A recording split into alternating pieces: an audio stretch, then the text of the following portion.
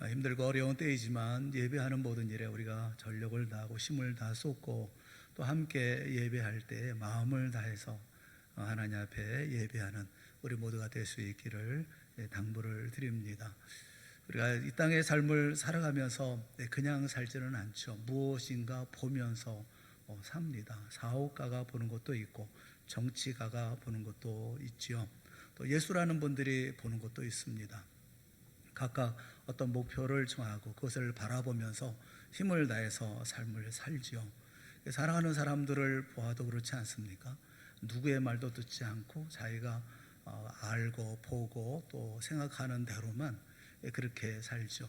어떤 사람의 이런 충고도 듣지 않고 있는 모습을 보면 답답하기도 하지만 어쨌든 삶이란 무엇인가 바라보며 사는 것만은 틀림이 없겠다는 생각이 들어요. 평생 바라보는 것이 무엇인가 하는 것을 우리가 보면 그 사람이 어떤 사람인가 하는 것을 알 수 있기도 하죠. 이 세상의 모든 사람들이 다 무엇인가 바라보고 산다면 그럼 예수 믿는 우리는 무엇을 바라보며 살아야 할까요? 우리도 이 세상에 살아가는 사회생활하는 모든 이 세상 사람들, 불신자와 같은 이 세상의 삶을 살고 있습니다. 예수 믿고 믿음이 좋다고 해서 세상 사람들과 동떨어진 삶을 살 수도 없습니다. 우리 모두가 어떤 면에서는 이들이 추구하고 목적하고 있는 것처럼 성취하기 위해서 우리 열심히 바라보고 또 열심히 살기도 하죠. 구약에 보면 야곱이라는 분이 계시지 않습니까? 야곱은 20여 년 동안 처가살이를 했습니다. 처가에 있으면서 그런 열심히 살았습니다. 그에게는 꿈이 있었습니다. 어떻게 하면 기반을 잘 닦아서 그래서 독립을 할 수가 있을까? 어떻게 하면 재산을 모을 수 있을까? 이것이 그의 꿈이었죠. 그러니까 20년 동안 그가 바라본 것이 있습니다. 그가 바라본 것은 아롱진 양, 얼룩달룩한 염소, 까만 소, 흰 것을 제외한 알룩달룩하거나 검거나 점이 있거나 이런 짐승만 쳐다보고 살았습니다. 그 하얀 것, 이 무늬가 없는 것은 다 삼촌 것이지만 얼룩진 것, 이것은 다 자기의 것이 되도록 계약을 했기 때문에 그래서 항상 20년 동안 이렇게 알룩달룩한 것밖에 보지 않고 그것만 보면서 살았죠. 나중에 그래도 재산 모아가지고 독립했던 것을 보지 않습니까? 하나님이 그런 야곱을 보면서 특별히 그 태도가 잘못됐다, 나쁘다라고 나무라지 않으십니다. 교회 다닌다고 해서 자기가 해야 할 일 다 팽개쳐 놓고 우리가 해야 하는 일, 하나님의 일은 거룩한 일이니까 하나님의 일, 또 세상의 일 따로 구분해 놓고 날마다 교회만 가서 이렇게 사는 것처럼 이렇게 살아가는 모습을 하나님이 기뻐하실까 하는 생각이 들어요. 성도들은 이 경쟁사회에서 앞을 내다보면서 자신이 세운 목표를 바라보며 집중해서 열심히 살아야 되겠죠. 학생들은 또 열심히 공부를 해야 되지 않겠습니까? 학생들에게 주어져 있는 지금의 해야 할 책임은 공부하는 거죠. 열심히 공부를 해야 합니다. 사업하는 사람들도 사업하는 일에 정직하게 진실하게 힘을 다해서 부지런히 해야 되겠죠. 공무원이든지 교사든지 또는 가정의 가정주부든지 열심히 살아야 합니다. 다만 한 가지 하나님이 요구하시는 것은 어떤 목표라든가 원하는 것, 그 모든 것이 하나님보다 더 사랑하는 것이 되어서는 안 된다라고 말씀하고 있죠. 이 한 가지만 분명하다고 한다면 이 세상에서 살아가는 성도들의 삶은 세상 사람들과 크게 다를 바가 없지 않을까 하는 생각이 듭니다. 그런데 말씀을 보면 우리가 그렇게 세상을 살고 무엇인가 바라보며 사는 것은 틀림이 없지만 그런데 다른 게 있다라고 말씀을 하고 있어요. 예수 믿는 사람하고 세상 사람하고 다른 하나가 있다, 그렇게 말씀을 합니다. 그게 뭐냐면 세상 사람들이 갖지 못한 것을 우리가 갖고 있는데 그것은 하나님을 볼 수 있는 눈을 가지고 있다라고 말씀을 하고 있어요. 하나님을 바라볼 수 있는, 하나님을 볼 수 있는 눈을 가지고 있다라는 것이죠. 성령께서 우리 마음에 눈을 열어주셔서 예수님을 메시아 구주로 우리가 모셔드리고 그리고 고백하는 것으로 말미암아서 우리가 거듭난다, 그렇게 말하지 않습니까? 성령께서 우리 안에 오셔서 거듭나게 하십니다.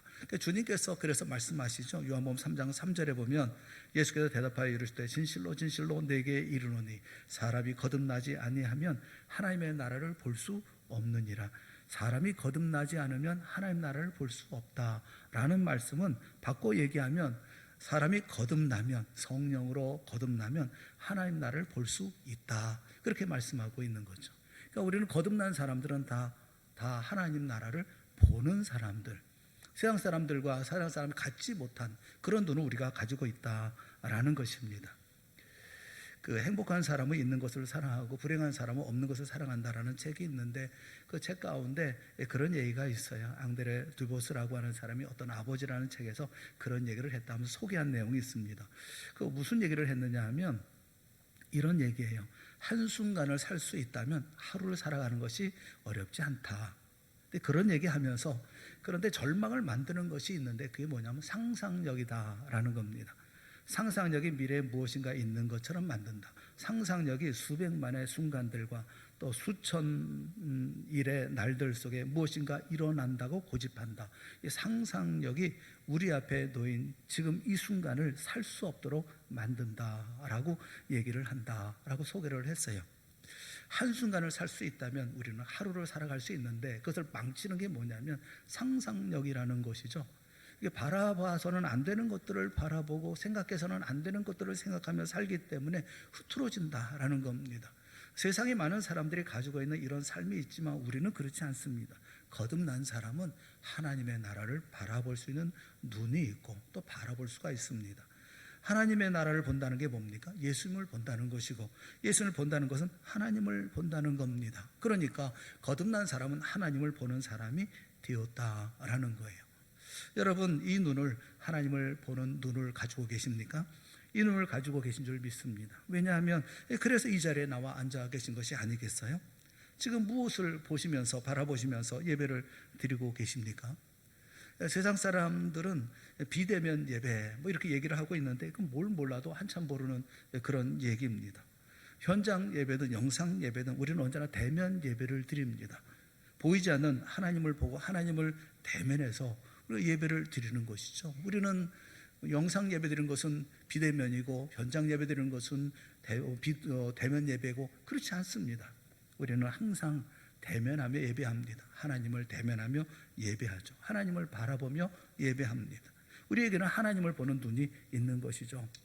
오늘 우리가 읽은 말씀에도 그것을 말씀하고 있어요. 마음이 청결한 자는 복이 있나니 그들이 하나님을 볼 것이며, 하나님을 본다, 그렇게 말씀을 합니다. 이 마음의 눈이 있기 때문에, 이렇게 볼 수 있음이 있기 때문에 예수님이 제자들에게 말씀하셨던 그 말씀이 우리에게도 동일하게 하시는 말씀이에요. 마태복음 13장 16절에 보면 너희 눈은 봄으로 너희 귀는 들음으로 복이 있도다. 참 복된 사람들이다, 그렇게 말씀을 하고 있어요. 볼 수 있어서 복되고 들을 수 있어서 복되다. 여러분 모두가 복된 사람들이라고 하는 사실을 꼭 믿으시기를 축원합니다. 우리 눈은 봅니다. 우리 귀는 들을 수가 있습니다. 하나님을 보고 주님의 음성을 들을 수가 있습니다. 그런데 이 본다고 하는 것이 쉽지는 않은 것 같아요. 어느 목사님이 그런 고백을 하더라고요. 자기는 7살 때부터 지금까지 한 가지 기도 제목을 계속하고 있다는 겁니다. 60년 동안 기도하는 기도의 제목이 있대요. 그 기도 제목이 뭐냐 하면 하나님 보여주세요 라는 거예요. 하나님 보여주세요. 어떤 형식인지 보여주세요. 그런데 지금까지 못 봤다는 겁니다. 큰일 났잖아요. 60년을 기도를 했는데 아직도 하나님을 못 봤으니 그거 어떡합니까? 앞으로도 계속 기도해야 되고, 또 어떤 식으로인지 하나님이 보여줘야 되는 것이 아닐까 하는 생각이 들고 좀 안쓰럽기는 한데, 이 본다라고 하는 것을 잘못 이해하고 있기 때문에 그래요. 눈으로 보든지 뭐 어떤 식으로 본다라고 하는 것은 그런 의미가 아닙니다. 우리 하나님을 본다라는 이런 말, 이 본다라는 단어하고 비슷한 의미, 거의 같은 의미로 동일하게 사용하는 것이 있어요. 그것이 뭐냐면 안다라는 것입니다. 본다라는 말과 안다라는 말은 같이 사용을 합니다. 그러니까 하나님을 본다라는 것하고 하나님을 안다라는 이 두 말은 동일한 의미로 사용을 하고 있는 거예요. 하나님 보여주세요 하고 기도할 것이 아니라 하나님을 알면 그게 하나님을 보는 거예요. 에베소 1장 17절부터 19절까지 있는 말씀을 우리 한번 같이 읽어보면 좋겠습니다. 에베소 1장 17절부터 19절 말씀 같이 한번 말씀을 가만히 따라가면서 한번 보세요. 시작.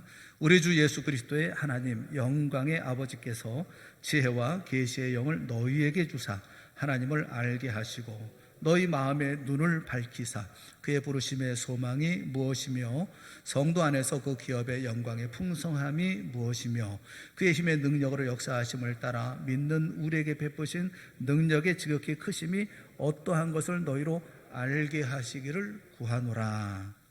바울은 지금 로마 감옥에 갇혀서 사랑하는 에베소 교인들을 향해서 차가운 바닥에 무릎을 꿇고 간절히 기도합니다. 근데 그 기도의 내용을 보면 놀라운 말씀이 있어요.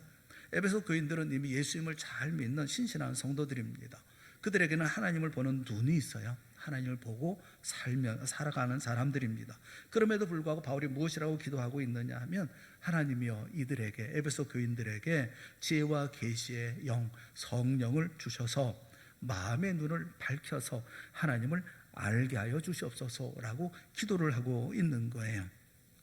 여러분, 그 마음의 눈을 밝혀서 그 다음에 무슨 말이 나와야 합니까? 보게 해 주시옵소서라는 말이 맞잖아요.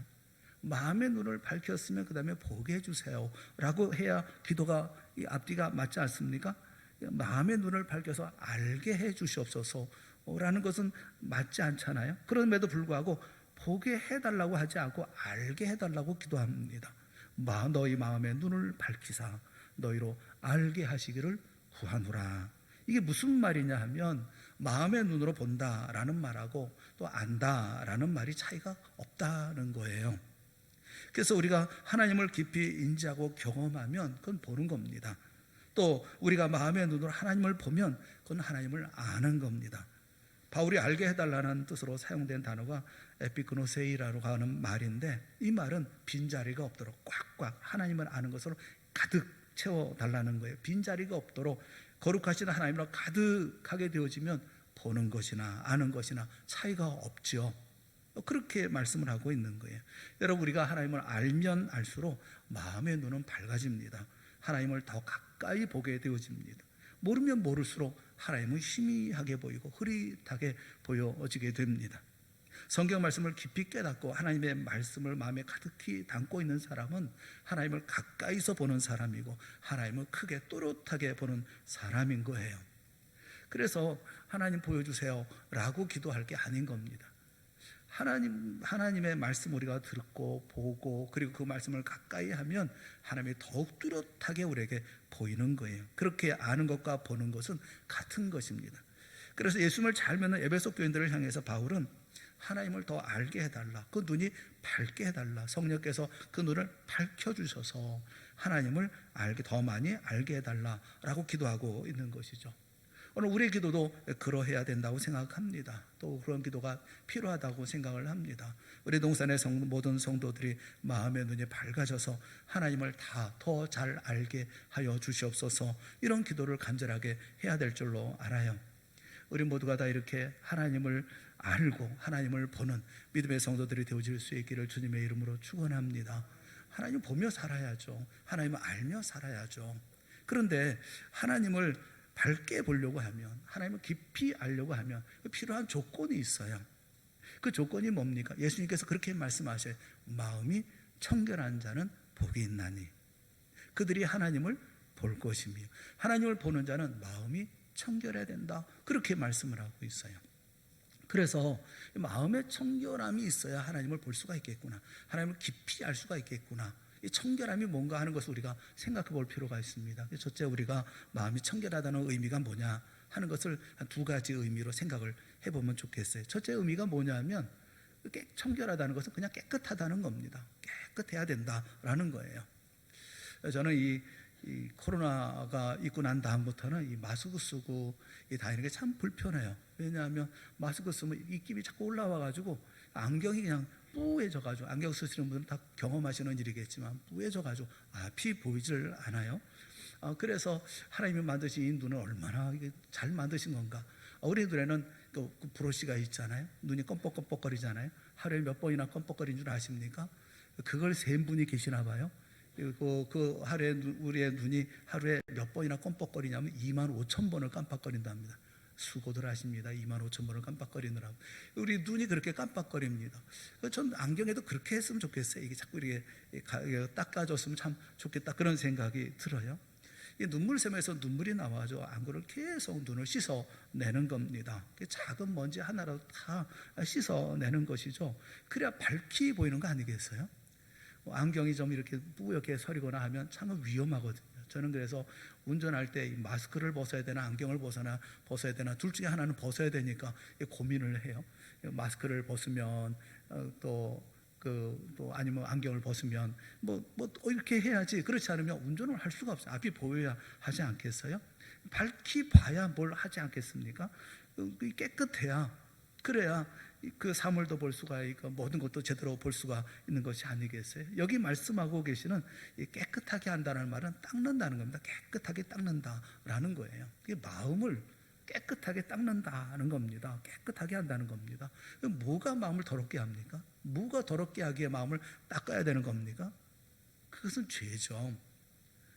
여러분, 죄는 마음을 더럽게 합니다. 마음을 더럽게 하고 어둡게 합니다. 그 남을 미워해 보세요. 한번 미워하는 감정이 들어보세요. 그러면 마음이 어두워집니다. 어두워지고 그냥 미운 마음만 있고 미운 생각만 들고 보기도 싫어지고, 그거 안 되잖아요. 사랑하는 마음이나 다른 생각을 가질 수가 없잖아요. 하나님이 보입니까? 하나님이 안 보입니다. 증오하는 마음 가져보세요. 용서하지도 않고 계속 미움의 불길만 그냥 속에서 그냥 끊임없이 타오르고, 그러면서 어둡죠. 마음의 눈은 어두워지죠. 누가 보입니까? 사람도 안 보이고요, 하나님도 물론 안 보입니다.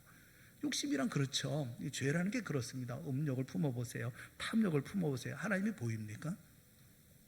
우리 마음속에 죄를 품으면 자기만 보이는 거예요. 자기만. 하나님은 보이지를 않아요. 죄라는 것이 그렇습니다. 창문이 더러워지면 밖이 보이지 않는 것처럼 여러분, 우리 안에 죄가 가득하면 보이지를 않아요. 다른 것은 보이지를 않아요. 거짓말하는 분들 보면 참 놀라운 일이에요. 이 거짓말은요, 이 똑똑한 사람이 해야 합니다. 좀 기억력도 떨어지는 사람이 거짓말하면 금방 들통납니다. 이 거짓말은 계속 규각을 세워나가야 되거든요. 끊임없이 계속해서 세워나가야 되거든요. 그런데 이거 여기 몰두하다 보면 하나님이 보일 리가 없죠. 진실한 삶을 살 수가 없죠. 요한일서 2장 11절 말씀해 보면, 그의 형제를 미워하는 자는 어둠에 있고 또 어둠에 행하며 갈 곳을 알지 못하나니. 이 형제를 미워하는 사람은 어둠에 있고 어둠 속에서 행한다는 거예요. 갈 곳을 알지 못한다는 거예요. 왜냐하면 이는 하면서 그 어둠이 그의 눈을 멀게 하였음이라. 눈을 멀게 한 거예요. 그러니 안 보이는 것이죠. 여러분, 우리가 삶을 살다가 넘어졌습니까? 넘어졌다면 넘어진 김에 하늘을 볼 수 있어야죠. 어려움 당하셨습니까? 그러면 하나님을 볼 수 있어야죠. 또 괴로운 가운데 있고 힘든 일들 가운데 있습니까? 그러면 넘어진 김에 하늘도 볼 수 있어야 되잖아요. 넘어졌으면 하늘을 봐야 되는 거 아니겠어요? 마음이 깨끗해 하나님 앞에 나갈 수가 있죠. 마음이 더러워지면 더러워질수록 하나님과 멀어지는 겁니다. 여러분, 청결할 때 하나님을 볼 수가 있어요. 우리 마음속에 무엇보다도 이 모든 죄를 밀어내고 받아들이지 말아야 합니다. 마음을 깨끗하게 청소를 해야 합니다. 그때 우리는 하나님을 볼 수 있다, 그렇게 말씀하고 있는 거예요. 첫째는 깨끗하게 하는 것, 두 번째는 갈라지는 겁니다. 마음이 갈라지는 거예요. 그러니까 이중적이거나 또는 위선적이지 않은 그런 마음이 청결한 마음, 두 가지 마음을 품지 않는 거, 그게 청결함이라고 말씀하고 있어요. 마태복음 6장 24절에 주님께서 이런 말씀을 하십니다. 한 사람이 두 주인을 섬기지 못할 것이니 혹 이를 미워하고 저를 사랑하거나 혹 이를 중히 여기고 저를 경히 여김이라. 너희가 하나님과 재물을 겸하여 섬기지 못하느니라. 이를 하나는 중히 여기고 하나는 경히 여기는 거예요. 그런데 같이는 안 되는 거예요. 다시 말하면 중요한 게 있고 좀 덜 중요한 게 있는 것이지 똑같이 이럴 수는 없다는 겁니다. 이렇게 할 수는 없다는 거예요. 근데 이 말씀을 하시면서 그 전에 22절과 23절에 보면 어떤 말씀을 하고 계시느냐 하면, 눈은 몸의 등불이니 그러므로 내 눈이 성하면 온몸이 밝을 것이요 눈이 나쁘면 온몸이 어두울 것이니 그러므로 내게 있는 빛이 어두우면 그 어둠이 얼마나 더하겠느냐 하시면서 이 말씀을 24절에 있는 말씀을 하고 계시는 것이거든요. 우리가 눈이 어둡기 때문에 뭐 다 할 것처럼 생각하는 거예요. 마음이 다 이렇게 갈라지면서도 마치 하나님 볼 수 있을 것처럼, 하나님 섬길 수 있을 것처럼 얘기하는데 그렇지 않다라는 겁니다. 마음이 갈리면 하나님이 안 보인다라는 거예요. 세상에 마음을 줬다가 하나님께 마음을 줬다가 또 마음이 갈려서 그러면 하나님 온전히 보일 수가 있나요? 청결하지 못하다라는 거죠. 두 가지 생각을 한꺼번에 품고 있으면 하나님을 제대로 볼 수가 없다는 것입니다. 눈을 감으나 뜨나 우리가 하나님을 보면서 살기를 원하십니까? 그렇다고 한다면 그럼 청결해야 합니다. 청결함이 뭡니까? 죄를 멀리하는 것입니다. 두 마음 품지 마십시오. 하나님 한 마음을 가져야죠. 성령께서 여러분의 마음속에 하나님을 보고자 하는 거룩한 열망으로 가득 채워주시기를 주님의 이름으로 축원합니다. 하나님을 보고 하나님을 아는 그런 삶을 살아야 되는 것이 아니겠어요? 그 야고보서 4장 8절에 보면 이렇게 말씀해요. 하나님을 가까이 하라. 하나님을 가까이 하라. 그렇게 하기 위한 조건이 필요하다. 이렇게 말씀하죠. 하나님을 가까이 하라. 그러면서 죄인들아 손을 깨끗이 하라. 두 마음을 품은 자들아 마음을 성결하게 하라. 그렇게 말씀하고 있어요. 하나님을 가까이 하라. 그러기 위해서 우리는 뭘 해야 됩니까? 손을 깨끗이 하고 두 마음을 품은 자들이 마음을 성결하게 하는 거, 한 마음을 품는 거, 이것이 우리가 청결하게 하는 일이다라는 것을 우리가 꼭 기억해야 한다는 겁니다. 우리 모두가 청결한 믿음의 사람들이 되어질 수 있기를 바랍니다. 하나님을 볼 수 있는 그런 믿음의 사람들이 되어질 수 있기를 바라요. 그러려고 하면 어떻게 해야 합니까? 죄를 멀리해야 합니다. 죄를 밀어내야 됩니다. 깨끗하게 해야 합니다. 내 마음을.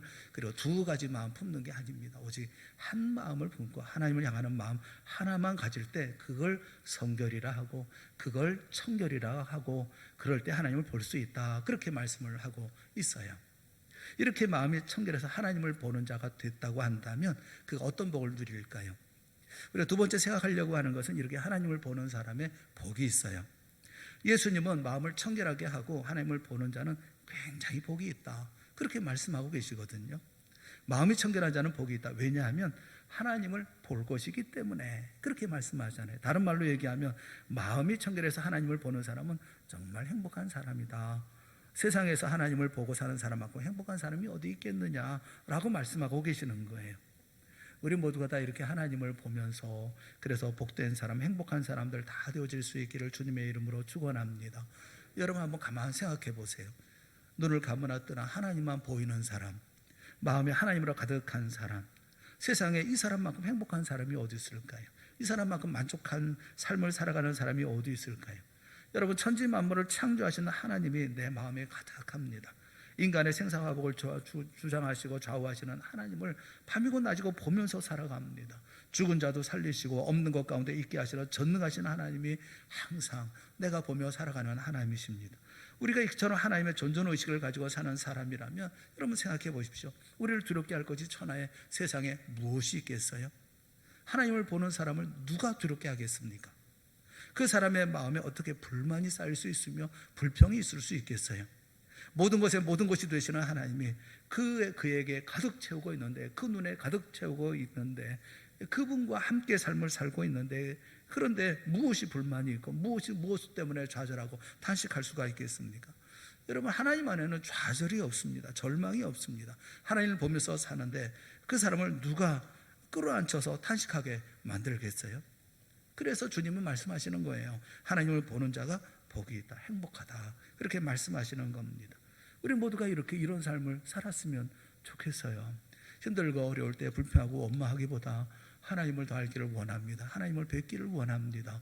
하나님을 더 알며 그 가운데 하나님만 바라보는 삶을 살기를 원합니다. 청결함 속에서 주님을 바라보는 복을 누리기를 원합니다. 그러나 우리 모든 성도들이 다 되어질 수 있기를 주님의 이름으로 축원합니다. 우리가 본다라고 얘기할 때, 안다라고 얘기할 때, 그런데 전부 아는 것은 아니잖아요. 하나님을 전부 알 수가 없잖아요. 하나님은 엄청나게 광대하신 분이지 않습니까? 우리가 그 하나님을 어떻게 다 알겠어요? 하나님 다 알 수가 없죠. 어떤 면에서는 하나님의 한 부분만 우리가 알게 되는 것이 아니겠습니까? 모세가 하나님께 기도했어요. 기도하면서 하나님을 좀 보게 해주세요. 하나님의 영광을 보게 해주세요. 간절한 마음으로 기도했습니다. 그때 하나님께서 모세에게 그렇게 말씀하지 않았습니까? 육신의 눈으로, 내 눈으로 나를 보면 아무도 살지 못해. 누구도 살지 못해. 그런데 네가 그렇게 간절히 기도하니까, 요구하니까 내가 들어주마 하시고 모세의 앞을 지나가시는데 손으로 모세를 잠깐 덮고 이렇게 지나가시죠. 모세는 나중에 고백합니다. 하나님의 등만 보았다. 하나님의 등만 보았다. 그렇게 얘기하잖아요. 하나님의 앞을 보지 못하고 뒤만 보았다. 우리도 마찬가지죠. 하나님을 알고 하나님 본다라고 말은 하기는 하지만 하나님의 등만 살짝 보는 거죠. 하나님의 그 광대하신 하나님의 한 부분, 한 일부분을 경험하는 거죠. 내가 처한 형편에 따라서 은혜가 되는 하나님의 일부분을 우리가 알게 되고 보게 되고 경험하게 되어지는 거예요. 하지만 이것이 얼마나 큰 은혜입니까? 아브라함이 하나님께 기가 막힌 은혜, 약속을 받았죠. 75세에 그 아들을 주겠다라는 약속을 받지 않습니까? 그 아들을 통해서 전 세계 모든 사람이 복을 받을 것이다 라고 약속을 해 주셨어요. 나이가 75세면 빨리 아들을 주셔야 되는 거 아니겠습니까? 그런데 25년 동안을 아무런 일이 벌어지지 않았어요. 참 얼마나 어려운 시련의 시간이었겠습니까? 자기도 늙어가고 있고 아내도 늙어갑니다. 옛날이나 지금이나 늙은 몸에 애를 낳는다는 것은 불가능한 일 아니겠어요? 그런데 주신다고 해놓고서는 하나님은 가만히 계시고 세월만 흘러가는 겁니다. 이럴 때 아브라함이 시도 때도 없이 본 하나님은 어떤 하나님이었을까요? 어떤 하나님을 보았을까요? 아브라함이 보았던 하나님에 대해서 로마서 4장 21절에 말씀하고 계셔요. 로마서 4장 21절 말씀에 보면 약속하신 그것을 또한 능히 이루실 줄을 확신하였으니, 아브라함의 얘기예요. 아브라함이 약속하신 것을 또한 능히 이루실 줄을 확신했다. 아브라함은 그 하나님을 본 거죠. 성실하신 하나님, 전능하신 하나님, 반드시 약속을 지키시는 하나님, 날마다 쳐다보고 살았다는 겁니다. 하나님이 약속하셔서 하나님은 성실하신 하나님이야. 하나님은 전능하신 하나님이야. 하나님은 절대로 거짓말하지 않으시는 하나님이야. 하나님은 반드시 내게 아들을 주실 거야. 비록 내가 죽은 몸같이 되어진다 할지라도 반드시 내게서 생명 아들을 태어나게 하실 거야. 하나님은 신실하신 하나님, 전능하신 하나님, 이렇게 하나님을 보았다는 거예요. 그리고 이런 하나님이 25년 동안 쳐다보고 살았던 아브라함에게 드디어 이삭이라는 아들을 주어서 전 인류가 구원을 받는 메시아의 조상이 되게 하지 않았습니까? 다윗이 보았던 하나님이 있죠. 다윗은 정치적인 망명 생활을 할 때 사울에게 쫓겨서 얼마나 힘든 삶을 살았습니까? 600여 명이나 되는 추종자를 데리고 산으로 들로 헤매고 쫓겨다니고, 그러니 난 눈만 뜨면 어쨌든 이들을 어떻게 먹여 살리나, 이게 고민이 아니었겠습니까? 얼마나 가난했던지 입에 풀칠하기도 힘든 그런 때였잖아요. 그렇게 어려운 상황에서 다윗이 보았던 하나님은 어떤 하나님이었을까요? 그 하나님은 목자처럼 푸른 초장으로 인도하시고 쉴만한 물가로 인도하시는 하나님이었습니다. 그가 하나님을 뭐라고 찬양합니까? 여호와는 나의 목자시니 내게 부족함이 없으리로다. 자신들의 미래를 책임져 주시고 인도해 주실, 목자처럼 인도해 주실 하나님을 바라보며 찬양을 했죠. 다윗이 바라본 하나님, 목자가 되신 하나님, 그렇게 말씀하고 있지 않습니까? 모세가 바라본 하나님은 어떤 하나님이었을까요? 광야 40년 동안 이스라엘 백성을 이끌고 나왔습니다. 가나안 땅까지 다 이끌고 나왔는데, 그런데 가나안 땅에 들어가는 것은 거절하셔요. 얼마나 야속했겠어요? 거기까지 들어가서 했으면 얼마나 좋겠습니까? 그런데 모세가 보았던 하나님은 어떤 하나님이냐 하면, 그의 인생에 그가 위대한 지도자가 아니라 선한 지도자로 남기를 원하셨던 그런 하나님이라는 사실을 그는 깨닫죠. 오스왈드 챔버스라고 하는 사람이 그런 얘기를 했어요. 예수 그리스도께 바르게 헌신된 사람이라면, 그렇다고 한다면 아무도 당신을 알아보지 못할 때가 바로 최고의 경지의 자리에 이른 것입니다 라고 얘기를 했어요. 사람들이 보는 것은 오직 당신을 통해 드러나는 하나님의 능력뿐이어야 합니다. 하나님께 바르게 헌신된 사람이라면 당신을 알아보지 못할 때, 그때가 최고의 헌신의 자리다. 아무도 당신을 알아보지 못하고 그 가운데 하나님의 능력만 나타나는, 모세가 보았던 하나님이 어떤 하나님입니까? 자신이 드러나지 않냐고 하나님의 영광만 나타나고 그저 자신은 선한 지도자로만 남을 수 있었던, 이렇게 자신을 인도하셨던 하나님을 보게 되어졌던 거 아니겠어요? 저도 하나님을 늘 바라보며 삽니다. 저는 늘 하나님을 보며 삽니다. 제가 보는 하나님은 위로하시는 하나님이십니다. 격려하시는 하나님이십니다. 제가 신겨워하고 못 견뎌 할 때 제 어깨에 팔을 두르시고 안아주시는 하나님이셔요. 그리고 제가 지치고 힘들어서 도저히 견딜 수 없게 되어졌을 때 두 팔 벌리시고 내게 오너라 말씀하시는 주님이십니다. 저를 품에 안으시고 제 눈물을 씻어주시는 주님, 그 주님을 저는 바라보며 삽니다. 여러분은 어떤 하나님을 보십니까? 날마다 어떤 하나님을 알고 또 그 하나님을 보면서 여러분 삶을 살아가십니까? 여러분에게 하나님은 어떤 하나님이십니까? 하나님이 어떤 하나님이 눈에 보입니까? 아브라함처럼 또는 다윗처럼 또는 모세처럼 저처럼 눈을 감으나 뜨나 하나님과 떼어놓을 수 없는 하루하루를 살고 계십니까? 그래서 위로받고 힘없고 능력을 얻고 그래서 다시 한번 일어서서 승리하고 또 그리고 좋은 믿음의 삶을 살기 위해서 오늘도 다시 자신을 쳐서 복종시켜 주 앞에 믿음의 삶을 살게 하십니까? 리빙스턴이라는 분이 계시죠. 리빙스턴이 아프리카에 검은 대로 아프리카에 선교사로 나갔던 분이죠. 아무도 아프리카에 나가서 그런 큰 일을 할 수 없었는데 그분은 평생을 아프리카 속에서 살다가 죽었던 위대한 선교사 리빙스턴이었습니다. 그가 아프리카 대륙을 향해 갈 때 그리고 그가 평생을 살면서 그런 한 가지 말씀만을 꼭 생각을 하고 살았다고 그래요. 그 말씀이 어떤 말씀이냐면 예수님께서 하셨던 말씀이에요. 내가 세상 끝날까지 너희와 항상 함께 있으리라 라는 말씀을 항상 생각하며 살았다는 겁니다. 그래서 그 말씀을 들고 다시 일어났다는 거예요. 리빙스턴이 보았던 하나님, 그리고 늘 함께했던 하나님은 임마누엘의 하나님이셨던 것입니다. 평생토록 무서운 정글 속에서 리빙스턴은 그 하나님을 바라보고 그래서 승리할 수가 있었던 것이죠. 건강한 신앙생활이 뭡니까? 건강한 신앙생활은 하나님을 보는 삶을 살아가는 것이 건강한 신앙생활입니다. 건강한 신앙생활이 뭐예요?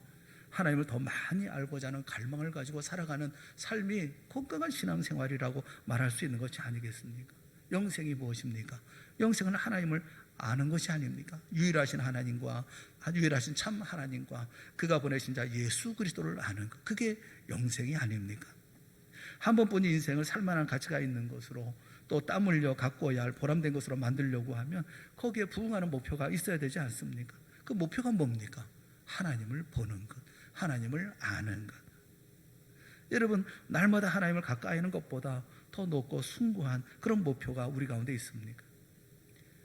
우리는 겸허하게 자신을 돌아봐야 합니다. 왜 우리가 비참해집니까? 왜 우리가 낙심합니까? 왜 우리가 주저앉습니까?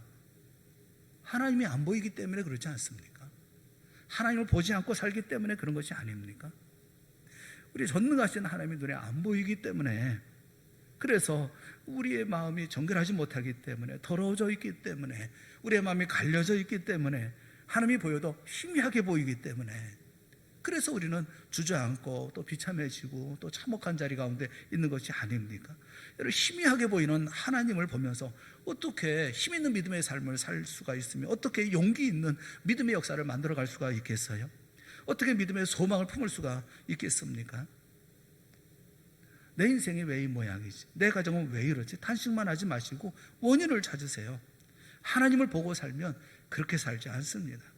거룩하신 하나님, 자비로우신 하나님, 영광 중에 계시는 하나님이 우리 마음을 가득히 채우고 있는데, 우리가 하나님을 내 눈으로 보고 살아가는데 세상 사람들이 가하고 있는 그런 고통의 문제들이 우리에게 영향을 줄 수가 있겠습니까? 여러분, 그래서 마음이 청결해서 하나님을 보는 자는 정말 행복한 사람인 거예요. 세상 보지 마십시오. 세상에 속습니다. 사람 보지 마십시오. 사람에 실망합니다. 오직 하나님만 바라보며 살아야 합니다. 하나님을 더 가까이 보면서 살아야 합니다. 그것이 바로 우리가 밝게 살아가는 비결이고 또 이 세상 사람들 가운데 이기며 승리하는 내 믿음의 삶을 살아가는 우리가 되어질 수가 있는 거예요. 어떤 책에 보니까 예전에 범선이 항상 바다를 누비고 다니던 시절에 선원이 되겠다고 이제 배에 오른 젊은이들을 훈련시켰다는 거예요. 그런 시대에 젊은이들이 이제 선원이 되겠다고 오면 그러면 이 훈련시키기 위해서 배에 마스터, 그러니까 이 돛대 끝에 올려보낸다는 겁니다. 10m, 20m 되는 배 위에 있는 돛대 위로 올라가도록 한다는 겁니다. 거기서 망을 보든지 일을 시키든지 그렇게 한다는 거예요. 여러분, 일렁이는 배에 꼭대기에 올라간다고 한다면 얼마나 무섭겠어요? 얼마나 정신이 없겠습니까? 배는 흔들리죠. 그러다가 바다는 온통 자에게 쏟아지는 것처럼 느껴지죠. 경이증 나죠. 두렵죠. 떨어지면 큰일 날 것 같죠. 무섭지 않겠어요? 그래서 그 젊은이들이 그곳에 올라가서는 비명을 지르기도 하고 두려워서 덜덜 떨기도 하고 그런다고 그래요. 그때 경험이 있는 그런 선배 선원들이 그렇게 이렇게 외친다고 그래요. 그를 향해서 외친다고 그래요. 야, 바다를 보지 마, 물을 보지 마, 왜 배를 봐, 하늘을 봐, 위를 봐, 이렇게 충고를 한다고 그래요. 위를 보고 하늘을 보면 아무리 배가 요동쳐도 두렵지 않고 어지럽지 않은데 자꾸 물을 보고 배를 보기 때문에 정신이 없다는 거죠. 사랑하는 여러분, 정신없이 삶을 사십니까? 바다를 보시기 때문에, 파도를 보시기 때문에, 물을 보시기 때문에, 배를 일렁이는 금방이라도 파손될 것 같은 배를 보기 때문에 그런 거 아니겠어요? 고개를 들어서 주님을 바라봐야죠. 하나님을 바라봐야죠. 믿음의 주여 온전케 하시는 예수님을 바라보고 하나님을 날마다 바라보는 사람은 세상이 아무리 요동쳐도 절망하지 않습니다. 문제는 하나님이 보이느냐 안 보이느냐가 문제이고, 하나님이 보여도 희미하게 보이느냐 또렷하게 보이느냐 하는 게 문제이고, 하나님이 작게 보이느냐 크게 보이느냐 하는 문제일 뿐 아니겠습니까? 예수님께서 말씀하셔요. 마음이 청결한 자는 복이 있다. 하나님을 볼 것이기 때문이다. 마음이 청결해서 하나님을 날마다 보고 사는 사람, 정말 행복한 사람이다. 그 사람을 세상에 어떻게 감당하겠느냐? 누가 그 사람을 이기겠느냐? 그 사람이 어떻게 좌절할 수가 있겠으며 절망할 수가 있겠으며 포기할 수가 있겠느냐? 여러분, 하나님을 보고 사는 사람은 이 세상이 감당하지 못하는 능력의 믿음의 사람이 된다고 하는 것을 말씀하고 계시잖아요. 저는 우리 모두가 이런 사람이 되어질 수 있기를 주님의 이름으로 축원합니다. 지금이야말로 우리가 눈을 열어서 우리에게 주신 그 마음의 눈을 열어서 성령께서 주시는 그 지혜와 계시의 영을 통해서 눈을 밝혀서 하나님을 바라보는 우리가 다 되어져야 할 줄로 믿어요. 하나님을 바라보십시오. 하나님을 깊이 아십시오. 그럴 때 우리는 이 모든 믿음의 삶, 어려운 가운데서 믿음으로 이겨나가는 삶을 능히 살아나가게 되어질 줄로 믿습니다.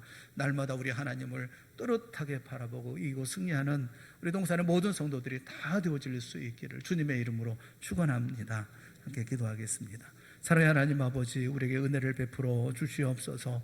우리가 믿음의 삶을 산다고 하면서 우리가 바라보는 것은 무엇인지, 우리가 상상력 속에서 또 우리가 가지고 있는 잘못된 생각들 속에서 우리가 스스로 좌절하고 절망하고 그리고 힘들어하고 있는 것은 아닌지 우리 스스로 다시 한번 돌아보게 하여 주시옵시고, 청결한 마음으로 하나님을 바라보는 믿음의 성도들 모두가 되게 하여 주시옵소서. 행복한 삶, 만족한 삶, 이기고 승리하는 삶, 주님과 함께하는 삶, 마침내 이루어질 미래의 놀라운 역사를 바라보고 오늘을 힘있게 하나님 앞에 신실하게 살아가는 믿음의 용사들이 다 되어질 수 있도록 성령님이여 이 시간 우리의 사랑하는 성도들의 눈을 밝히 열어 주시옵소서. 하나님 보는 우리 모두가 되게 하여 주시옵소서. 예수님의 이름으로 기도드리옵나이다. 아멘. 우리 다 같이 자리에서 일어나셔서 407장 찬송하겠습니다.